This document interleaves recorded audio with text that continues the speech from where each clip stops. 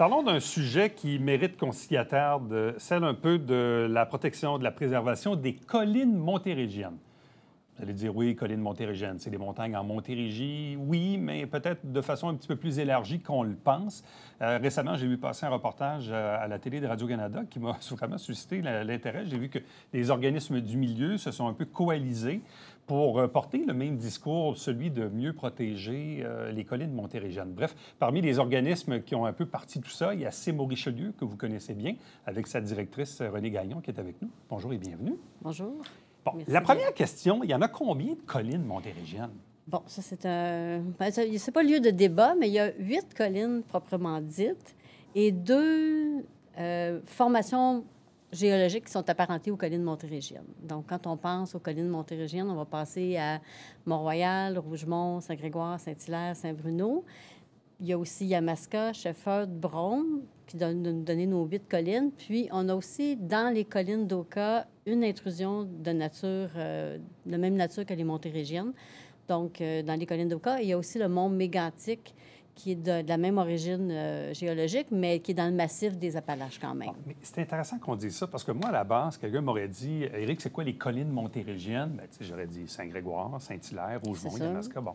Sauf que là, on va jusqu'à Harford, Mégantic, on va jusqu'à Mont-Royal, Oka. Pourquoi ces montagnes-là font-elles partie des collines dites montérégiennes? Harford n'est pas une montérégie. Pas Harford, mais Mégantic. En fait, c'est leur origine géologique. Donc, c'est des collines, c'est des montées. Bon, là, je vais vous faire un petit aperçu de géologie. Donc, c'est des montées de magma qui ont lieu dans la croûte terrestre au même moment ou à peu près. Là, on parle autour de 110 millions d'années. Donc, c'est des montées de magma qu'il y a eu dans ce qu'on peut présumer une espèce de faille de faiblesse. Donc, ils ont la même origine géologique. Donc, après, ils ont été découvertes par l'érosion différentielle. Donc, il y a eu toutes sortes de processus là, pendant ces 100 millions d'années-là qui ont mené à l'apparition, donc, qui a érodé les roches environnantes pour nous laisser les collines telles qu'on les connaît aujourd'hui. Alors que le mont Brome, Shefford ou, je ne sais pas moi, Harford ou Sutton ne sont pas de la même catégorie? Brome, Shefford, Yamaska sont de la même catégorie. Oui. Ce sont des intrusions montérégiennes, mais pas Sutton, qui font partie du massif des Appalaches. Okay. Donc, ils ont une autre origine là, qui est plus des plissements et des collisions de continents. Par contre, dans le massif des Appalaches, dans le coin de Mégantic, le mont Mégantic, lui, quand on regarde sa composition géologique, en fait, la composition des roches, on s'aperçoit qu'il y a de la même origine que les collines montérégiennes. Même chose pour Oka. Comment vont-elles, les collines montérégiennes, en ce moment? C'est une bonne question. Elles vont relativement bien, mais il y a quand même beaucoup de pression, puis ces pressions-là sont différentes selon les collines. Évidemment, si on pense au Mont-Royal, on n'est pas face à des mêmes pressions que Saint-Grégoire, Rougemont, ou encore Yamaska, Brome, Shefford. Donc, mais c'est quand même des unités qui sont des paysages qui sont quand même très bien préservés. Il y a quand même encore beaucoup de milieux forestiers. Donc, quand on parle, par exemple, au niveau de la superficie forestière, ils sont quand même bien protégés. En fait, c'est souvent nos derniers massifs dans une plaine très agricole, surtout quand on pense à Saint-Hilaire, Saint-Bruno, Rougemont, Yamaska, Saint-Grégoire. On est vraiment dans une plaine agricole. Donc, nos derniers grands massifs forestiers sont souvent les montérégiennes. C'est sûr que quand on va plus vers Shefford, Brome, on a encore plus de paysages forestiers. Mais c'est ça, ils sont quand même assez bien protégés là, au niveau de la biodiversité. C'est nos derniers bastions, si on peut dire. Bon, qu'est-ce qui les menace aujourd'hui? Il y a différentes menaces. Là, comme je vous disais, ça dépend vraiment de la montée de la colline. Quand on pense à des endroits comme Bromont, Shefford, peut-être encore un petit peu plus pression domiciliaire, développement. Saint-Hilaire aussi. Saint-Bruno, bon, il y a quand même le Parc national du Mont-Saint-Bruno, donc une bonne superficie qui est déjà protégée. Saint-Grégoire-Rougemont est quand même assez bien préservé, par exemple, du développement domiciliaire, du fait qu'on est en zone très agricole. À ce moment-là, ça va être plus des pressions peut-être au niveau de la fréquentation des activités récréo-touristiques. Donc, c'est une grosse demande pour des activités sur les montérégiennes. C'est des montagnes, c'est attirant, il y a un attrait. Donc, beaucoup de développement, on peut penser au vélo, même à la randonnée pédestre, toutes sortes d'activités récréatives qui peuvent exercer une pression là, sur des collines. Prenons une question qui peut paraître un peu naïve, mais en quoi marcher dans un sentier idéalement balisé dans une montagne. La plupart ont des sentiers, des organismes porteurs.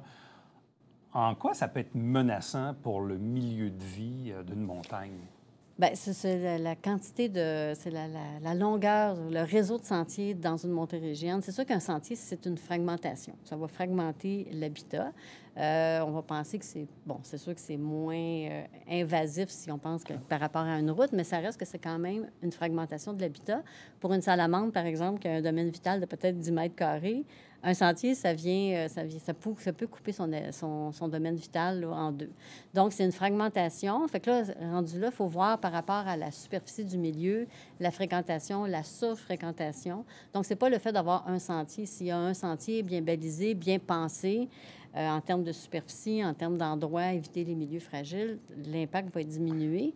Mais il y a quand même un impact. T'sais, nous, à Saint-Grégoire, on a déjà atteint la capacité de support plusieurs fois dans l'année. La montagne, elle ne peut pas prendre plus que tant de visiteurs, parce que quand il y a un achalandage accru, surtout à des moments précis, bien là, on assiste à un élargissement des sentiers. On peut tenter de faire un shortcut, on peut tenter de beaucoup de... Donc, les impacts vont être à ce niveau-là. Fait que c'est de réfléchir en termes de capacité de support du site, préserver les habitats plus fragiles, minimiser nos impacts. Mais exemple, Saint-Grégoire, ici, là, on a combien de visiteurs par année là, qui va dans les sentiers? Visite, là, on va parler de visite parce que, tu sais, un membre peut venir à tous les jours. Là. Nous, on calcule facile. On est autour d'entre 50 à 60 000 visites annuelles. Par année. Oui, c'est ça. Quand même. Fait que c'est par année. Fait que c'est sûr qu'il y a de l'espace, tu sais, à l'hiver et tout ça, pendant la semaine, mais il y en a des fins de semaine où on est déjà à pleine capacité, tu sais, même que le stationnement ne suffit pas, là. Fait que c'est sûr qu'à 1000, 1200 personnes par jour pour une journée, c'est beaucoup de pression sur un sentier. Ça nécessite aussi d'entretenir les sentiers de façon très rigoureuse, parce que plus il y a de monde, plus il y a de la pression. Nous, on est dans même les montérégiennes, c'est souvent des sentiers escarpés, en pente, beaucoup d'érosion avec l'eau, avec les visiteurs. Donc, il faut contrôler ces aspects-là. Puis, si on n'a pas un entretien très rigoureux, bien encore là, on va avoir de l'érosion, les gens vont, il va y avoir des secteurs de boue, les gens vont avoir tendance à passer à côté, élargissement du sentier. Donc, c'est ça, il faut être vigilant. C'est sûr qu'il y a des montérégiennes qui ont encore de l'espace, probablement, pour développer...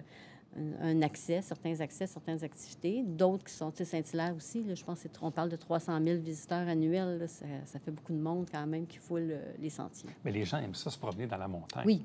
Évidemment, on est proche de la ville, donc ces montagnes-là sont proches de nous, donc c'est toujours agréable d'aller faire un tour puis de passer du temps en forêt, ce qu'on n'a pas beaucoup dans nos villes aujourd'hui, là. Oui, c'est un peu ça aussi l'idée de la coalition. En se regroupant comme ça, en se joignant, on est capable d'avoir un portrait plus global et voir où il y a plus d'espace pour peut-être développer certaines activités par rapport à des endroits où il y a peut-être déjà surcapacité ou surachalandage. Puis il faut peut-être mettre un peu plus la pédale douce, si je peux dire. On parlait tantôt d'activité humaine, c'est une chose. Parlons d'un autre sujet qui est plus dans le très, très long terme, mais quand même. Les changements climatiques, est-ce que ça vient aussi bouleverser la vie de nos collines montérégiennes? C'est sûr que les changements climatiques ont un impact sur la bio... Bien, à long terme, vont sûrement avoir un impact au niveau de la végétation, par exemple. On parle de périodes de sécheresse plus prononcées. On en a eu, nous, on a vu la chênaie, là, au mois de juillet, que tous les arbres étaient bruns, avaient séché. Ça, c'est il y a quelques années. On a eu un épisode spongieuse il y a 2 ans. Donc, un hiver peut-être pas très rigoureux pour tuer moins de larves. Donc, fait que plus d'individus qui ont attaqué les chênes. Et bon, c'est pas juste localisé aux Montérégiennes.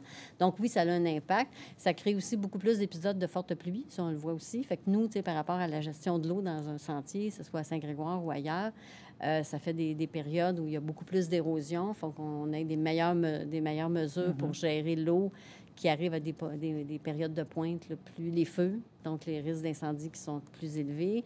Fait qu'effectivement, il y a tout ça aussi qui vient rentrer en ligne de compte là, dans la protection des collines. Bon, de quelle manière la coalition s'est-elle formée? Là, vous êtes quoi, là, 10, 12, 13 organisations? Bon, il y a CIM, évidemment, il y a Nature Action, mais il y a d'autres organismes également qui font partie de la coalition. Oui, bien ça, c'est un désir ou quelque chose qui date quand même de très longtemps. Les premières assises... De vous mettre ensemble? En tout cas, de faire quelque chose pour harmoniser ou en tout cas d'avoir une espèce de statut ou une façon, une harmonisation, je dirais, là, au niveau de la gestion des collines montérégiennes. Il y a eu les premières assises ont eu lieu en 2008 à l'Université de Montréal. Je me souviens, j'avais assisté. Là, c'est tombé un peu mort. C'est revenu avec un diagnostic en 2013, un colloque en 2016. Et là, il y a 3 ans à peu près, là, je sais pas, c'est revenu un peu sur le tapis de dire, bon, qu'est-ce qu'on fait? Là? On avance-tu avec ce dossier-là d'avoir une harmonisation, une protection, peut-être une certaine reconnaissance pour les collines montérégiennes là, de façon globale? Donc, c'est revenu un peu dans l'air du temps. Et là, on s'est dit, bien, il y a pratiquement un organisme qui travaille sur chaque colline. Tu sais. Donc, c'était un peu un bon momentum aussi pour dire, bon, bien, ce serait le temps. Là. Il y a un organisme à Rougemont, il y en a un, NAC qui est impliqué à Yamaska, il y a Corridor Appalachien qui s'occupe plus du volet des collines en Estrie, Shefford, Brome. Il y a un organisme sur Saint-Grégoire, il y a un organisme à Saint-Hilaire. Donc, c'était un bon moment de s'unir. Puis l'objectif, c'est ça, c'est d'aller éventuellement sensibiliser la population à l'importance. C'est sûr que ces collines-là, ils sont très importantes, comme vous disiez tantôt, dans la vie surtout des gens de la Rive-Sud, des Montréalais. Ils ont une importance particulière au niveau du paysage, au niveau de la fréquentation, au niveau des résidents qui restent là. Donc, de mettre ça un peu tous en commun, puis de voir comment on peut assurer une meilleure protection à long terme de l'aspect paysager, du développement, de la protection. Mais quand on regarde ça, je pensais en même temps, ces collines-là, là, pratiquement, les gens qui nous regardent, on les a toutes faites un jour. Non, mais c'est vrai, tu allais à Oka, tu allais au Montréal, évidemment Saint-Grégoire souvent, Saint-Hilaire, quand j'étais plus jeune, Yamaska et Shefford, on y allait. Shefford, bon, il y avait du ski aussi dans ces années-là. Bromont. On les a toutes faites. On y va. Mégantic, même affaire aussi. Je veux dire, les gens qui nous regardent, probablement que toutes ces collines-là, on les a déjà toutes gravies probablement au moins une fois dans notre vie. Oui, on les connaît. On les connaît, oui. Puis effectivement, ils ont tous été plus ou moins accessibles. C'est sûr que ce qui arrive aussi, c'est que, bon, tu sais, la population, il y a un accroissement de la population, il y a un accroissement des gens qui résident à proximité, donc notamment Montérégie, Rive-Sud de Montréal. Donc, il y a une augmentation de la fréquentation et de la pression qui vient avec. Tu sais, c'est sûr que, tu sais, recevoir 5 000 visiteurs par année versus 50 000, c'est pas la même pression sur la colline. Il y avait des endroits, sûrement que vous êtes allé, Yamaska, Rougemont, c'est moins... c'est plus des sentiers privés. Exactement. Donc, il y a cet aspect-là aussi. Il y a des endroits qui sont très bien organisés. Je pense que Sim en fait partie, Saint-Hilaire en fait partie, Saint-Bruno avec le parc. Donc, c'est un peu de voir aussi, tu sais, parce qu'en fait, c'est ça aussi un peu l'idée, c'est que s'il y a une fréquentation, s'il y a plus de milieux accessibles, ça enlève la pression sur les milieux plus fragiles. Donc, aussi de voir là, dans l'harmonisation. Mais c'est aussi d'harmoniser un peu les règlements, les règlements municipaux, parce que nous, à Saint-Grégoire, on a une municipalité, ça va, c'est pas si pire, mais il y a des montérégiennes qui ont plusieurs municipalités, c'est tout différent selon les municipalités. Intéressant. Donc, c'était un peu d'avoir une vision un peu plus d'ensemble. Les collines montérégiennes parlent maintenant d'une seule voix. Merci beaucoup, Renée Gagnon. Merci beaucoup, ça me fait plaisir. Restez avec nous, on vous revient après ceci.